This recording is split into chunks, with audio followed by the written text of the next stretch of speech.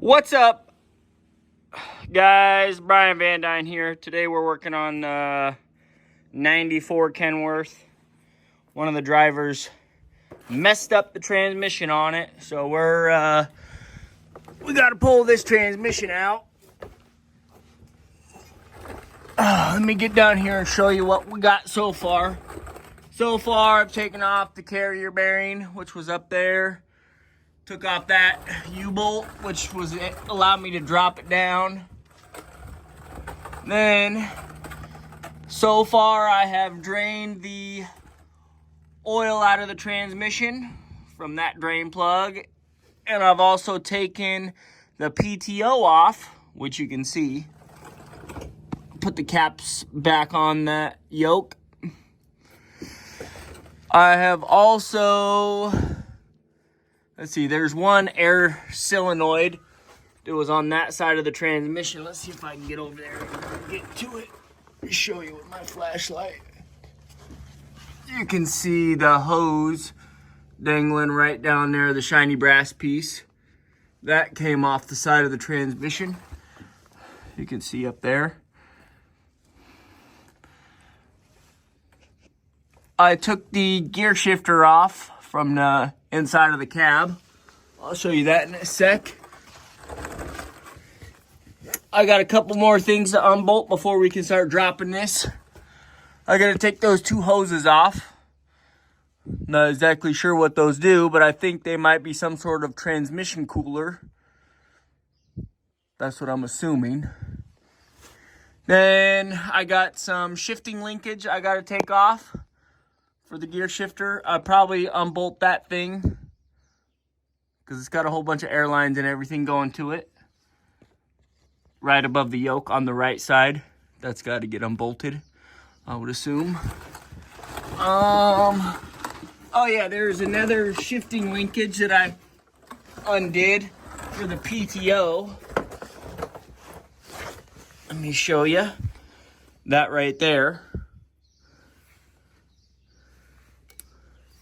I wrapped that little cable back up.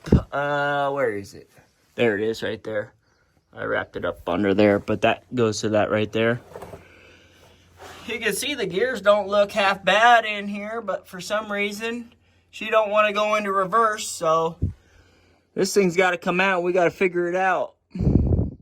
There's the new exhaust manifold in there that I put in there, with the new downpipe from the turbo, the new exhaust side of the turbo. As you can see, she's leaking a little bit of oil, like all cats. I mean, this thing leaks more oil than the Detroits I have do. You know, everybody says cats the meow, but let me tell you what.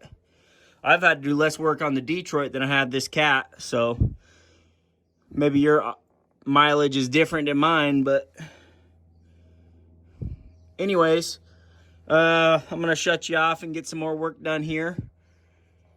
And I'll catch you up in a little bit. All right. Time to do a little update video. Oh, this thing is supposed to be covered. It keeps getting knocked off. So I moved the driveline this way, the PTO this way. The transmission is going to go out on the passenger side. End up having to pop the hood, and I could reach two of the bell housing bolts from this side, and then had to come over to the passenger side. And this was the real pain because this air compressor or this AC thing, whatever that is, was in the way. But I was able to get three of the bolts on that side. I got the transmission cooler lines out of the way. I ended up taking this air tank out. And then another thing I ended up doing was this bracket right here. There's another bracket right here. This bracket basically helps, you know, keep the fuel tanks from folding in, basically. I ended up cutting that thing because I couldn't get the bolts off. There's just no way to get in there and get those off. So I ended up cutting that. I got one side off, but this side is just, it's just not not gonna budge. So I ended up cutting that. I'll clean this all off and then I'll just re-weld it. I'll put a new bolt in on that side and then just re-weld it. I'm not very confident in the way that this jack has the little strap thing that goes over. The chain that it came with was obviously too small for this transmission.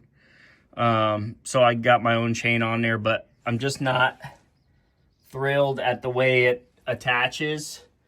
They could definitely come up with a better design and cheaper, honestly. You know, they could keep this side the same and then just put like a hook on that side and do something a little different. I don't know. It would be so much easier to come up with something a little different that would work way better. Anyways, I got all the bolts out on the bell housing. You can see I left the bottom two for the last, and you can see it's starting to come loose. I think my next step is I'm going to attach like a come along to the yoke, and then I'm just going to slowly inch it this way. That's kind of my game plan for right now. And then eventually what I think I'm going to end up doing is I'm going to take the clutch off, and then I'll take that part of the bell housing off. Also, I ended up cutting these. It's just so much easier to just cut them and buy new ones than try and ratchet these rusty things off. It just doesn't make any sense to even try that. So sometimes you got to take the shortcuts, you know, and those shortcuts cost you money. But, you know, at the end of the day, it's your sanity versus, you know, trying to reuse some parts. Some parts are definitely reusable, you know, but sometimes it's just easier to get new ones. So that's where I'm at, guys. Hopefully you're enjoying this. This transmission jack definitely can hold this transmission, no problems. I like this. This is the relief valve for tightening and loosening, for letting the pressure off, which is kind of handy. I like that design way better than the type you put on there and try and twist with your handles. Or you can never slowly let the pressure out with those. It's either, you know, tight or it's loose. You know what I mean? It seems like. So that's where I'm at. Well, time for the last video before I get the tranny all the way out. At least that's what I'm thinking.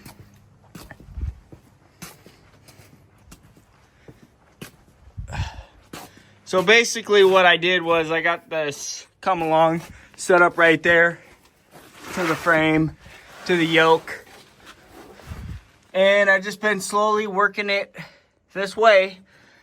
You know, eventually it'll clear that bracket right there. Probably 4 or 5 more inches. I was getting a little hung up on that stupid hose holder. And then there's one other thing that I got hung up on. It's worth noting.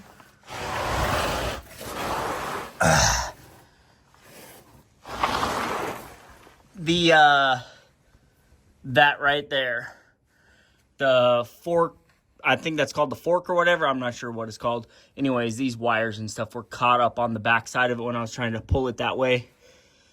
So that was hanging it up. And we got the clutch still up there. That's bolted to the flex plate, or the flywheel, I believe. At least I'm pretty sure it's bolted. I'm not a freaking mechanic, guys. This is just taking it slow and one step at a time.